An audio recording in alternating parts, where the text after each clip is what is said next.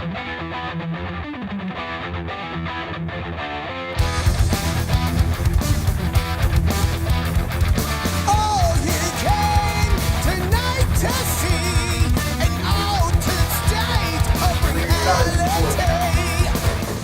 So how do you feel about the material, my friend? How's it? Oh man, I've been waiting for this forever. Really? I literally, I hope everyone loves it as much as I do. Yeah, awesome. So how as far as is it an album, a double? How many songs would be, like you say, on your next release? How many songs will you have on there? Well, we're talking about like 12 songs, but there's the whole rock opera part of it. Like there's a whole script that goes along with it. Okay. So for the actual show,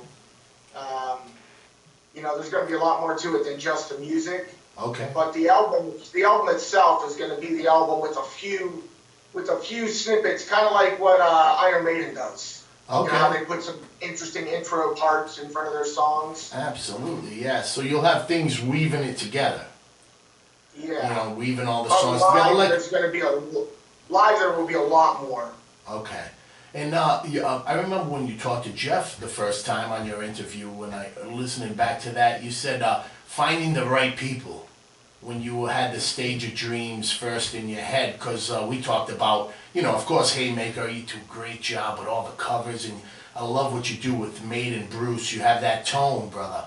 When you do Bruce Dickinson, you have that tone, and that's very cool. But then when you sing your own, you got your own voice, so you mimic things very good. And I think when you're doing covers, you're out there as an artist. That's part of the trick, right? Using your voice, right, and being able to mimic those artists you're doing, right? Yeah, I mean, I try to make my voice fit the song. Absolutely, yeah. And it shows, we're not really trying to sound exactly like somebody else. Yeah. But I'm trying to make it, so it doesn't sound like, if we're doing a Motley Crue song, it doesn't sound like I'm Rob Halford. Absolutely. Yeah. That's my objective when I'm doing covers. Yeah. So all right. So getting back to Stage of Dreams, man. So did you who are the guys that and who are the people that are surrounding you that you feel good enough that you can move this along? Or anybody new in your circle? Yeah, there is one of the writers that's in the heavy metal rock opera is this guy named Dion. Okay. And actually another guy too, Chris. He's actually a guitarist, and he's playing bass now. He switched to bass just so we have a bass player. That. Great, and you feel good about that? He's feeling that in nice. He's doing an amazing job. I mean, I actually loaned him my bass for the first couple months, and then when he was sure that it was something he really wanted to do, and he went out and bought his own. So awesome. Yeah. And how many pieces? How many pieces of Stage of Dreams, Daniel? If we're looking at Stage of Dreams on stage, what are we seeing up there? Well, it's as with me. It's usually not that straightforward. Okay. It's a little more complex. That's fine. But I'm saying, am I seeing two guitar players, a bass, drum, and singer, or Well, for the heavy metal rock opera part of it, definitely two guitarists. Okay. We've got Darren from Edward Be Thy Name. Okay. And then we've got Dion, who's the other guitar player and a great writer also. And we've got Sean on drums from Edward, and and myself and Chris. So you have That's one thing I was going to ask you. Some of your other work, Edward Be Thy Name, which is a great Iron Maiden tribute, and the Haymaker, which you mix up all the covers, you go through all the realms. There's crossover there with these musicians then, into Stage of Dreams, some of these guys. How many of them altogether are crossover? Well, for the phase one of the Stage of Dreams was more along the lines of accessible hard rock. Gotcha. Accessible rock.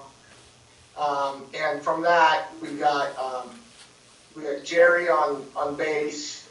We got Donnie from Haymaker on guitar, and Sean again from the Iron Maiden tribute is on the drums. So that's only a 4-piece. Okay. Phase 1 was a 4-piece, accessible rock, hard rock, with a little bit of metal, and then there's Phase 2, which is the heavy metal rock opera. So I basically I had to, from my 2 cover bands, I kind of formed 2 bands within the Stage of Dreams. Okay. All right, so that's how that's working out, man. So that's very cool, man. I remember when Jeff talked to you about that. We're out here on the internet, man, just much like many bands, trying to find and connect with people like yourself, artists like yourself that are passionate, man, and you got a vision. And I remember Jeff telling you, and I was glad he told you on the interview, follow that dream, man, follow your heart. And this sounds like Stage of Dreams, like you have this huge picture in your head, because when I ask you about it, you kind of go, what's it gonna look like? Holy shit! We need a lot of money, man. Give us a little picture. What do you see, and what's that vision? Is there a one big hurdle? I know it's always money and stuff like that. Well, yeah, money. Oh, trust me. If I had unlimited funds, it would be. Right, I can imagine. Something nobody ever saw before. Las Vegas or what? We're going. I mean, I can tell you my ultimate vision, which isn't gonna happen. Right. Or I can tell you the realistic one. Which one do you want? Well, never say that. It's never going to happen. No. Keep dreaming, my friend. But I'm saying, all right, let's say, what's your plan now? Are you planning like one big show, like one big opener, like when you get this next phase together? Do you have some place like where you're going to do like some show that might have a little bit more of that Stage of Dreams, or are you just going to play the music? Well, what we're going to do is, for the actual heavy metal part, before we're done recording the album, we're actually going to line up some shows in Cleveland. Okay. So we're playing with some other metal bands just as a Stage of Dreams with the heavy metal music. Get the name out there. Get the name out there more, get us comfortable playing the stuff live in front of people. Sure. But the actual rock opera, my initial plan is to perform it at a plaza, in a parking lot. Okay. And have all the whole stage set up, and there's the way the stage goes. There's like parts of it that are on wheels, so that the scenery changes. Okay. So it's going to be a bunch of stage hands involved, and the stage master commanding them what to do. Right. And so you have this all written out? Different setting. Every song, different setting. So you visualize different scenes for every song. Every song is like another scene in a movie, right? For you, that's what you're seeing. Yep. So yeah, that sounds pretty epic, brother, man. I'm definitely rooting for you on that, because those are great ideas, and it's like, man, why be boring? Now, where does this Stage of Dream come from? Are you an Alice Cooper fan? I'm not really a huge Alice Cooper fan. I do like Alice. But I'm not like I'm a big Iron Maiden fan. Right. And I'm not, most Coopers. Yes. Not even, I'm not that much of a fan. You I like him. I like what he's done and all that. But I'm not like a Maiden fan. I'm like, I got to be there if Maiden's coming to town. Absolutely. Now, but I'm saying Alice Cooper, the visuals and the stage and how he had that theater going. Is that something that you at least look at and say, I like that? I mean, I like the music much. My stage master character is going to be kind of like an Elvis type guy. Okay, that's cool. That's cool, because we need a new generation of that, because stuff like that still stands the test of time. So if you're coming up with a new 2.0 of that, or somebody else's vision with that kind of base in mind, that character that becomes something, so you're going to become that character, so that's what you're feeling. So there is a little of the Alice thing in there, whether you realize it or not. Yeah, there is. But I'm also, the costume-wise, like I'm going to have a seamstress start on one of my costumes next week. Okay. So there's going to be, definitely some differences where I'm not going to be painting my face like Alice Cooper did, because he already did that. Yeah. 100 in advance. Yeah, absolutely. Yeah, no, definitely. Go with whatever you're feeling. But yeah, no, I think that's very cool. Now, talking about just music in general as a a rock fan from our generation like you are, was it Iron Maiden? Was it? We always try to ask musicians, what was that first album? For me, like I always say, it was Kiss Alive. I saw that cover. And I was like, oh my God, they're superheroes, you know what I mean? So, Yeah. and then I learned that music was a lot more than that. But that theater caught me, you know? Yeah. I'd say as far as like the theater part of things go, definitely Iron Maiden with the rock opera type stuff. Right. You know, that they always do.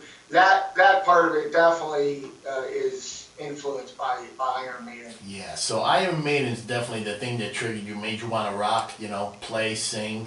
That's the genre right there. Because we talked to Michael Brigham of Conniption from Milwaukee, and it was interesting, as heavy and as much as they rock, it was the Beatles and Queen, a lot of Queen stuff, that the not heavy stuff that was his influence growing up, you know, which is so awesome when you hear somebody say the Beatles and then they're a really heavy musician, you know, rock, but you hear the melody in there. So yeah, so it was metal for you that made you want to rock. It wasn't like a band like the Beatles or something that we wouldn't expect. I mean, before Maiden came along, I started off really, my brother kind of got me into Bruce Springsteen. Okay, okay. Yeah. Yeah, so, Bruce. like, that was probably the first band that we were really into, and like my brother was like, I was always like, well, you know, you grow up and get a job kind of thing. Right. You know, we could never be famous people. Yeah. You know, my brother's like, why not? Yes, You yes, know? yeah. And I was like, why not? And it was like, so we kind of got on the Bruce bandwagon, and you know, because he was all about following your dreams kind of thing, you know. Absolutely. And, yeah. Yeah, so that's kind of what, at the very start of it all, you know, I'd have to say it was, you know, my brother and Bruce Springsteen. Yeah, that's awesome. Well, Bruce is a legend. I mean, so many great songs. I mean, like we do this Metal Web Show, we have a heavy lean, but definitely appreciate all the you know, these artists like Bruce. I mean, I love the Tom Petty. Tom Petty, how many great simple songs and hooks did that guy write through the years, you know? Even a guy like a John Cougar, a lot of great songs. Not stuff that maybe particularly is on top of my CD catalog, but I appreciate it for what it is, and I hear the songs, I hear the hooks, you know? I hear the magic in it, you know? And so we appreciate all that. That's why I love to ask, you know, I know you love hard rock, you're doing the opera, and you're doing the phase 2 is going to be a little more metal, which is that other side of you. Do you see the phases changing every time, or is you, like you said, you're a little more accessible rock the first phase, and now you're going more metal on the second phase? Now, do you see a phase 3 being totally different, or? I actually see phase 3 continuing from phase 1. Okay. So the actual rock opera part, story, like Act 2, is already churning in my head. Okay. So, and it's, I mean, I'm actually more of a metal vocalist. Like I feel my true calling is power metal vocalist. Right. Yeah, that makes sense. You have the voice for it, man. Yeah. No, we appreciate you giving us some time, and just talking about general stuff like.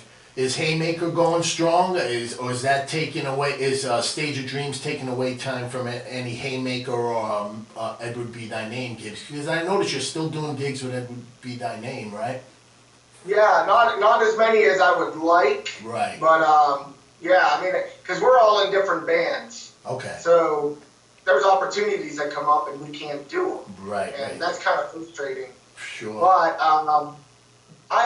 you know, I mean, hey, we can go as pretty much as long as we want. Cause, I mean, we've been playing for 12 years, and we've got a loyal following in the Youngstown, Ohio area. Yeah, that's how Jeff caught his eye. He drove through there, stopped at the truck stop for the night. He had this, and he said, "Man, I saw this guy singing, man, rocking the place. This guy was awesome, man. We got to talk to him, you know." And that's what we do, man. We try to just connect with And they have good burgers. Yeah. So Haymaker, yeah, man. So is Haymaker busier than Edward Be Thy Name when you guys are at your peak? I mean, Haymaker, right now we actually scaled it back. We're only playing a couple times a month right now. Okay. But we could definitely ramp it up if we wanted to. But what I see, there's nothing set in stone. But I see, Haymaker may be taking a little bit of a break Okay. because I got to get this stage stuff. Sure. Sure. Yeah, and that makes sense, and that's why I was asking, because we're like, man, we talk to other musicians like Mark Lopes, hardworking rockers out there, and I see you doing 3 bands, multiple bands, and I know that's time consuming. You have a family, right? And your son is a rocker. Are you proud of that? I see him jamming with you. Yeah. Oh yeah. Seeing the Spawn, Yes. the Rock. Yes, that's awesome. Yeah, I'm gonna hand the torch off to him. Yeah, So, that's great, man. fun, So he has Dad's passion. oh man, he is so into it. Like, and he Awesome. just did it all on his own. He was just so into it. Literally, That's he great. brought me the guitar one day and asked me if I would show him the riff to Enter Sandman. Okay. And he's been playing every day since. That is Right. awesome. What's that say for the music, right? The power of those riffs. Oh. That a new Yeah, generation. he shows me stuff about the music. He Is that- introduces me to bands. It's great. He's so into it. Like Yeah. he probably knows more Iron Maiden facts than I do. No shit, right? Is that great? Me and Jeff have talked about that. We've been at Maiden shows where we see the 15-year-olds with their Maiden shirts and the program in their hand like we used to be. And I'm like, look at the crossover. It is amazing, right? When you see that crossover with some of these bands that we grew up on, like the AC/DCs and, the crossover, it's amazing, right? That's tough to do, Yeah, I mean, I took him to his first concert was Iron Maiden last summer. No shit, that's great. Yeah. Yeah, he must have loved that. They must have blew him away to see him in person. Oh, he was totally. I let him wear my Power Slave mask too. Oh, he was yeah. really- Oh, that's great. Power Slave, yeah. He must have felt badass walking through the place with that thing on, right? Yeah, he did. Yeah. He was getting tons of attention. Yeah, Wow, right. I can wear this to school. Right, no shit. Yeah, so, you imagine him seeing all the imagery and then finally seeing them live and hearing them.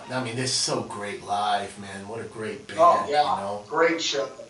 And talking about, we talk about just to get to know you a little bit, like in general, the stuff that's going on in the rock world, man. I wanted to ask you, like, you hear what's going on with Joey Kramer from Aerosmith?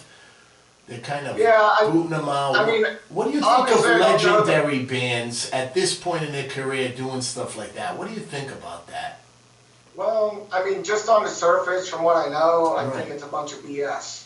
BS as Some far of as the band doing that? He's probably the most talented one out of all of them right now that still has his chops. Absolutely. So I think he had some problems playing, and now they're like locked in with some other player, and he got From shot. what I hear, He got from shot. what I hear, Yeah. I don't know. That one performance he just did was like pretty sad. Was it? So, yeah. Is that what's getting I on there? think, Because he played I've heard little same blips people like that. all Go ahead. the time.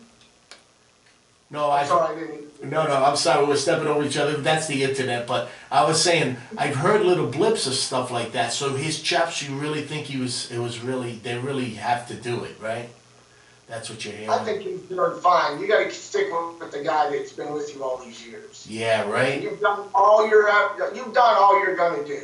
All right, so you're telling me he sounded good when you saw him. Yeah. Okay, I thought you were saying you saw something diminishing there. No, when he was out of the band, since they Okay. kicked him out, we did some performance on TV. Oh, that's what And the one. it was pretty horrid without Joey Kramer. Yeah, I got you. So I I'm got like, you should stick with the people who got you where you're at, absolutely. especially after this long. And You can give them some liberty.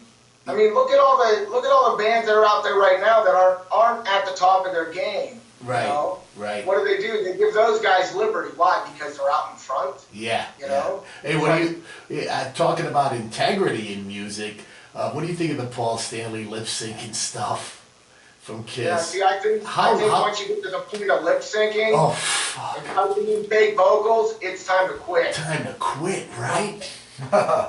Believe me, we've talked to other musicians about it, and it's like, believe me, I was that kid that was mesmerized, but yet now as an adult, I'm disgusted. I'm like, you're faking it now? And that's like, right? It's like you going up to the boys and saying, I can't sing tonight, I'm gonna play a tape. I mean, what the frig, right? I'd rather somebody go out there and just do the best they can and not be perfect. Right, than right. rock and phony show. Right, absolutely. Rock and roll and metal is supposed to be real. Right. It's not pop music. It's not pop music. No, it's supposed to come from a real place. You absolutely, and you don't just hear it, you feel it, you know, and real good. Like when you put a riff together and you just hear the hook in it, it gives you a little shiver down your spine. You know, there's some kind of frequency there. No, wouldn't you say? You know, absolutely.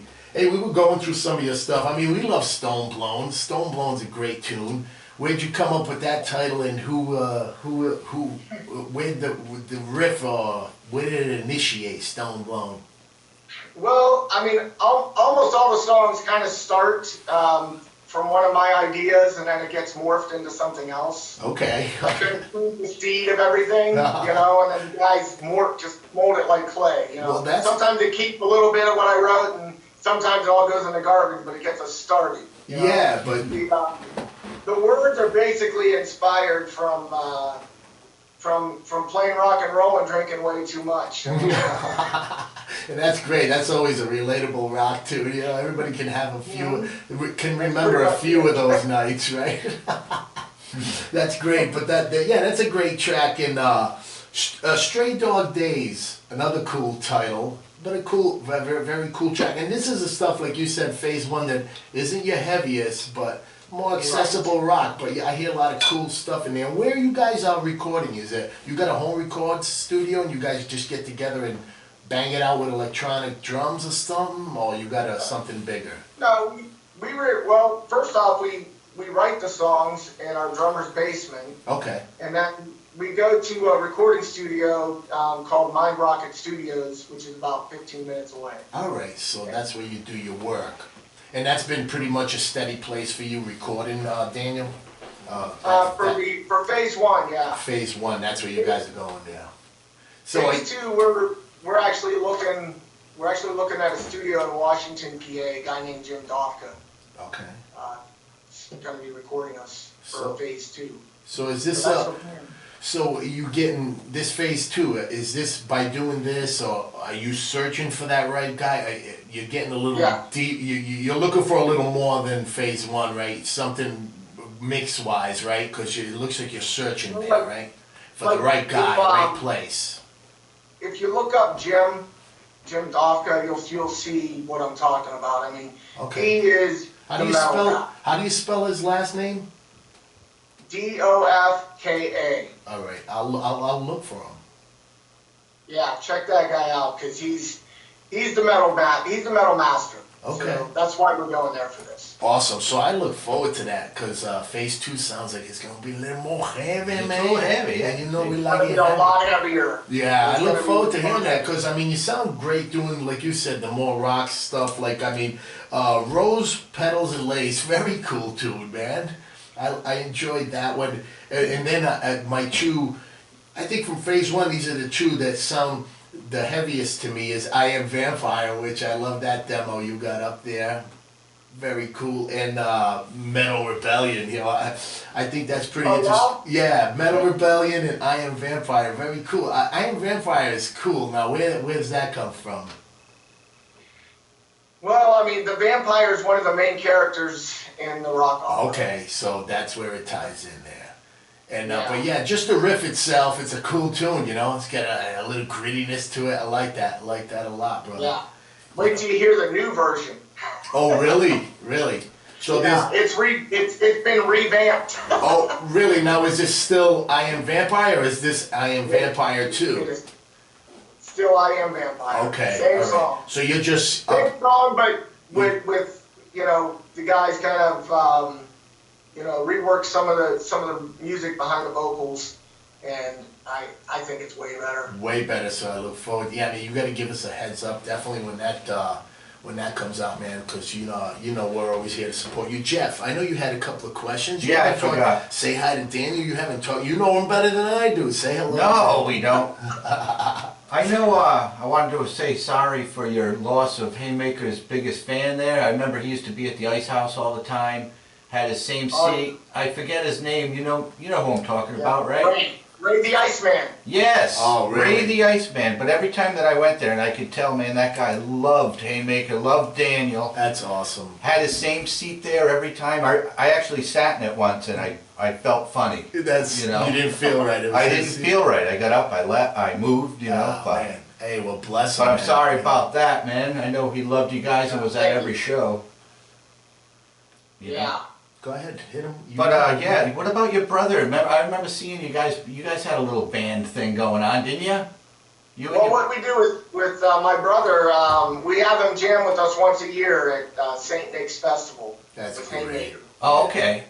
I didn't know if you had like a little side project thing going on. Well, we had our when we were teenagers, our dream was to have a band called Hypertension. That's it. And Yeah. Oh, me and him, that was our band when we were like teenagers, and it was just me and him. right. You know, and it got to the point where, you know, a few years ago, I said, bro, before we die, I said, we got to play on stage together. Yes. He had not been playing his guitar, you know. Okay. He had kind of given up on it, but still, like, loved it, you know, loves music. Right. And he's like, well, maybe in about 3 years. I said, no, more like about 3 months. Wow. So I put the pressure on. Pressure. Yeah. So he started getting guitar lessons again and stuff, and then the band was totally cool. We just have him come up and jam with us. Yeah, that's very cool. Festival every year. You inspired him, man. That's what it's all about. Inspiration, man. We've always loved music. Elevate people. Oh, yeah, and music, that's the beauty of music, man. Look at us. Absolutely. I mean, I feel like we have a friend here in you, my friend, just through music, even though we haven't formally met. Yeah, absolutely, man. I mean, and that's what it's all about. It's about great energy, man. What do you think of the news that came out on Ozzy Osbourne lately with the Parkinson's? Did you hear any of that, Daniel? I heard that he had it. I also saw like a blurb from Sharon saying it's not, you know, it's not that bad. He's not on his deathbed. Right, right. I saw the Good Morning. They had a Good Morning America thing with the whole family and stuff. He sounded really weak, and it's the first time I saw Ozzy, and I got kind of worried. I was just wondering if you saw that as a fan. Sometimes I think with a guy like Ozzy, hey, let him chill. You feel Sharon works him too hard or something, man? Because it's like, come on, man. You've put out enough records. Come on, man. I think so, but at the same time, you know, it's got to be hard to stop. Right? That drug on stage, right?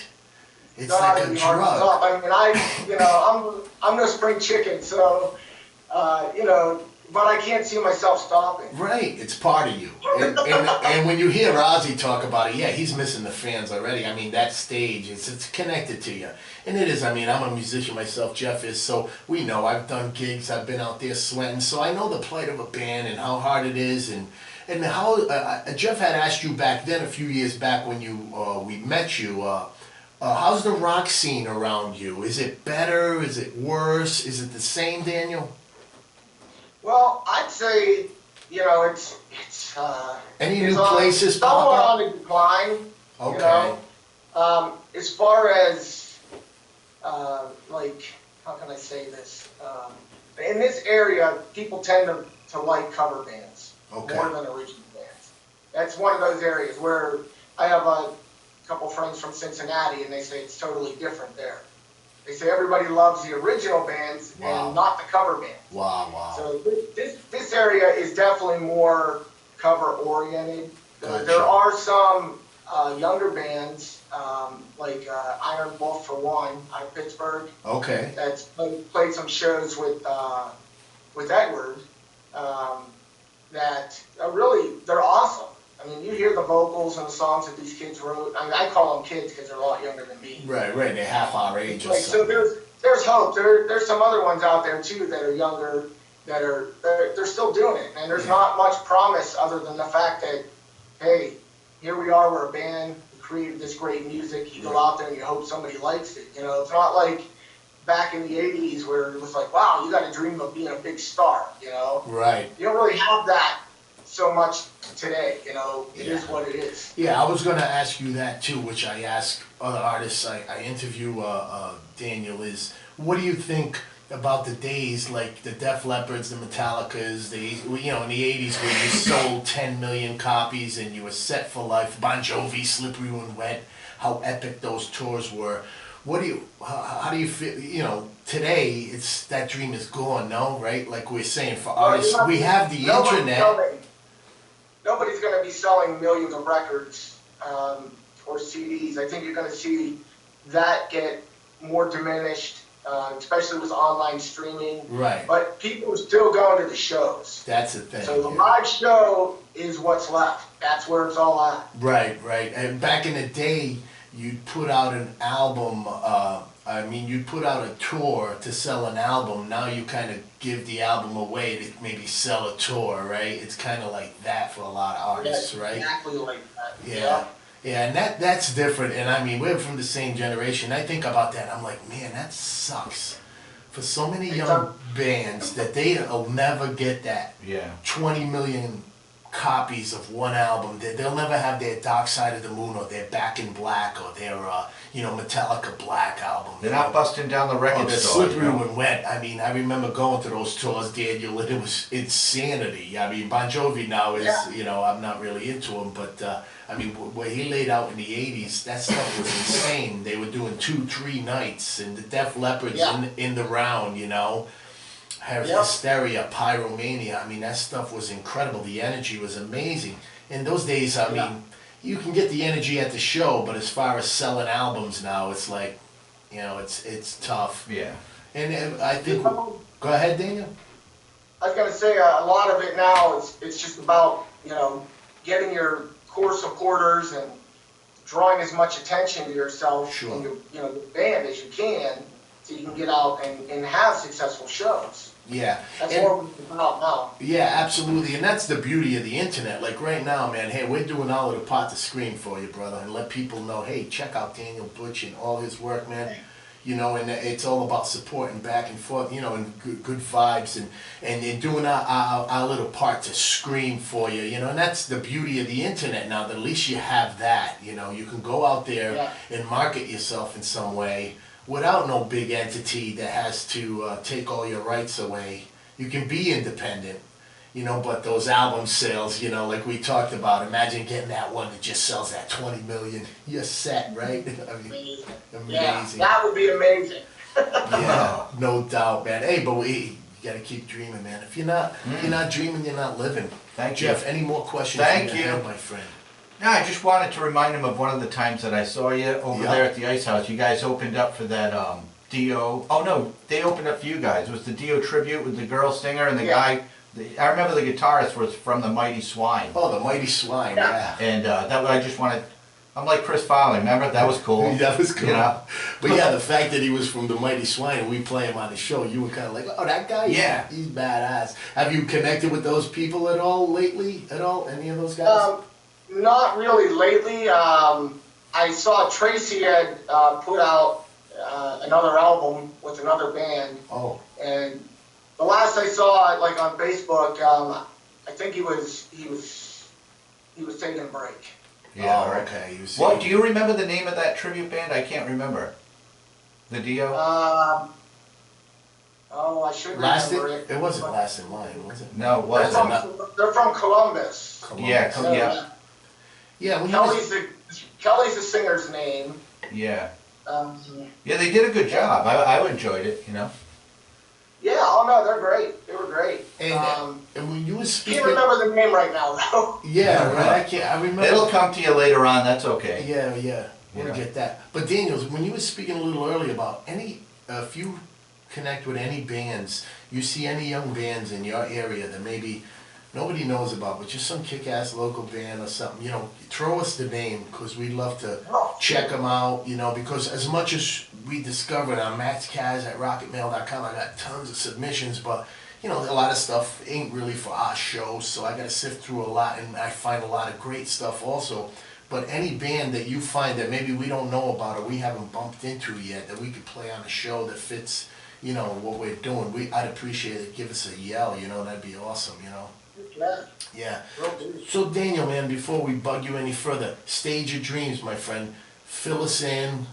let the people know, you know, what you want them to know, what's coming, man, and then how you feel, you know, fill us in, you know, before we close this out for you, my friend.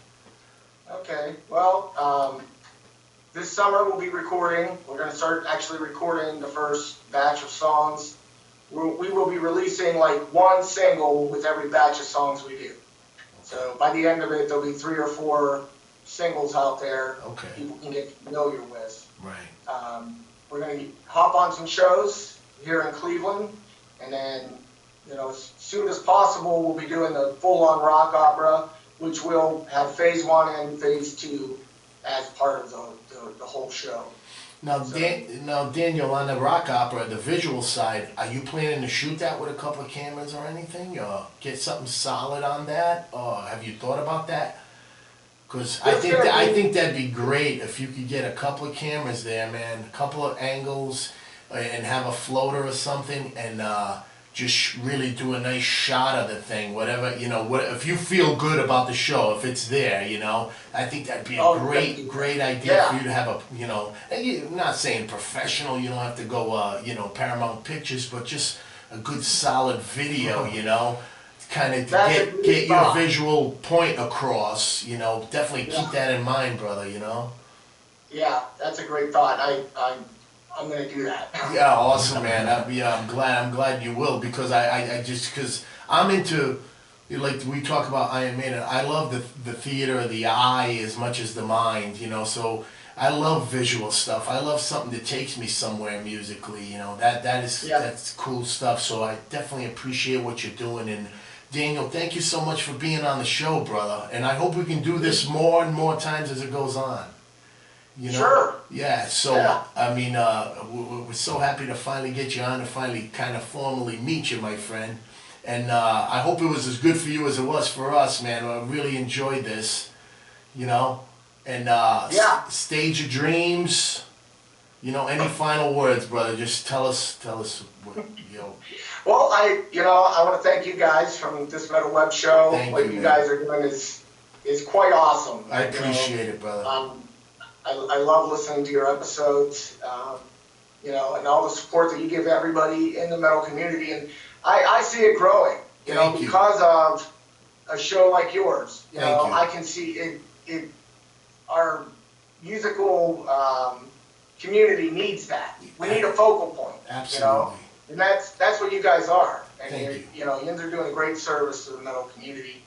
And you know, I just want everybody to keep on rocking, man. Yeah, me too, brother.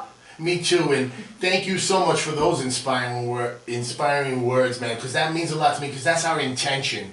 And believe me, we're not here sitting here like some 2 reporters. We want to know you, Daniel, the guy and the rocker that we love so much, man. And we support what you're doing, brother. And let's do this again, man, you know, maybe before the end of the year, catch up with you again and have you on. I'll let you know when this is up, and we'll start sharing it and spreading the news. Right, brother? Awesome, thank you. Thank you, Daniel. We'll talk to you again, man. Daniel Butch, Stage Your Dreams. Look forward to it.